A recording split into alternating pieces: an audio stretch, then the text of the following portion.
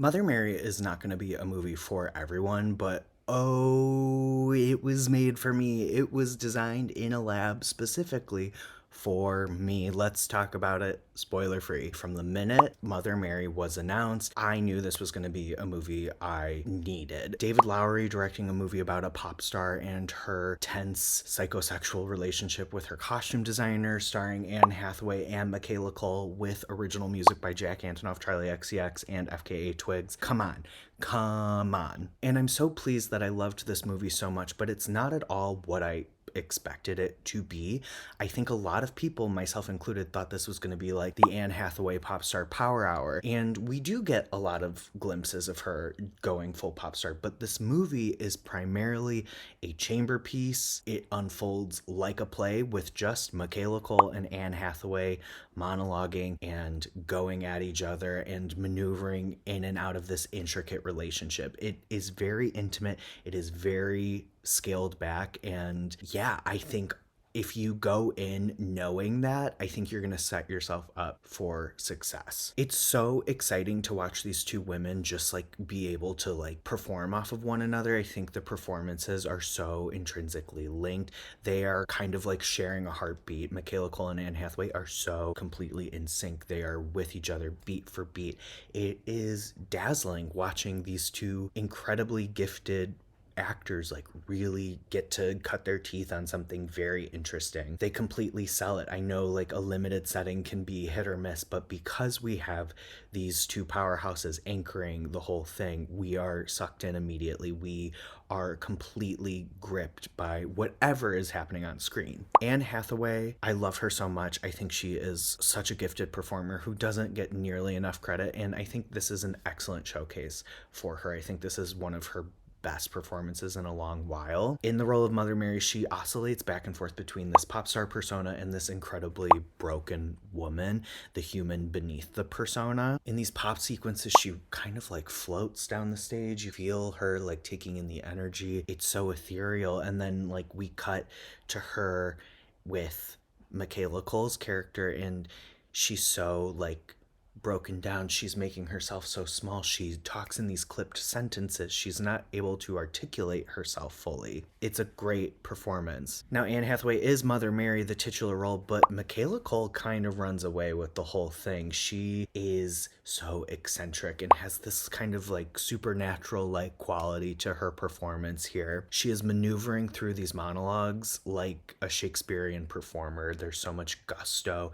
and mastery of the text. I was just so entranced by her. And it's a really cool dynamic because she is taking up all this space and Mary is kind of shrinking herself, and the way the two interact is so fascinating. There's these little moments where, you know, Mother Mary is struggling to articulate what she wants, what she's envisioning, and she's just helplessly gesturing, and Sam, Michaela Cole's character, is able to so fully articulate it. She sees the vision, she's able to get it there, and it's very clear the history these two have, even though we don't really know the whole detailed story of their falling out, feel the history, we know the relationship, and we understand why Mother Mary would come back to this designer, why she needs her. I'm always impressed by like the silence of performers, and there's so much like coursing in the air between the two that's left unsaid. There's so much pain, so much love, so much trepidation and fear. Like I just oh my gosh, I would love this to get like an awards push for both ladies. I just think they're incredible visually.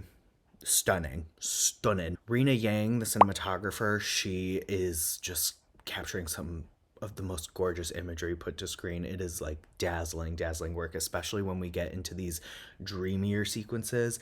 I think she really makes those sing. I'm really impressed with how David Lowery is able to make this limited space feel so alive and dynamic. I think the way he moves the camera through the set is just impressive, and he knows how to infuse a space with like life. I know it is a chamber piece, but that's not to say we're just limited to this part, because the way Lowery plays with memory and these performance sequences and these flashbacks, again, it feels like a play. Like we're using the warehouse we're in, and like things are transforming into another set as we're watching a memory unfold, or we're entering a flashback to a concert. I think it's so smart and so dazzling and so heightened, and I think it's a really great way to play with the limited space and also like step out of the limited space without just like constantly monologuing. It really breaks that up nicely. I mentioned the dreamy sequences earlier. There's one sequence in particular with no dialogue that really fleshes out Mother Mary's journey and how she kind of gets to her breaking point beautifully. I think it is such a incredible wordless visual encapsulation of a lot of pop stars' journeys, and like the way they are forced to like squash down everything and just perform and give and like are carried on to the next one. I dazzling. I definitely want to see this again. I have two more screenings already booked, but I think at its core, this is almost like an exorcism of the pop persona, right? We see this a lot with our pop stars. They have this persona, the person we are seeing on stage, the person we, the fans, are interacting with.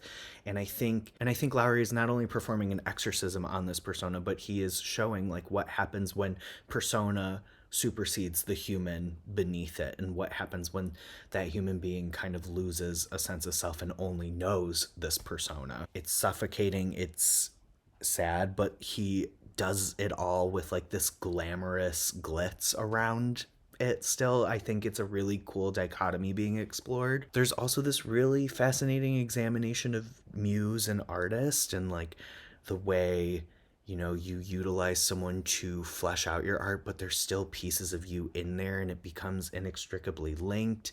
And it's kind of a testament to the people behind the scenes who are making the whole vision come to fruition, who often don't get the praise they deserve. And of course, it's super sapphic. There's so much like yearning and tension there, and it is kind of about like suppressing this feeling, but being so irrevocably altered by a love, by a relationship, and like the grief you feel when it doesn't go the way you want it to, and how try as you might, you can't fully like let it go. Throughout the movie, like it is tense. Things did not end well the last time these two women saw each other, but like there's these flickers of like falling into old banter or habits and like why you loved that person to begin with. I think my biggest complaint is like the incorporation of the music. We don't get like full songs or sequences, and I understand to an extent why. I just would have liked those to get a little more airtime.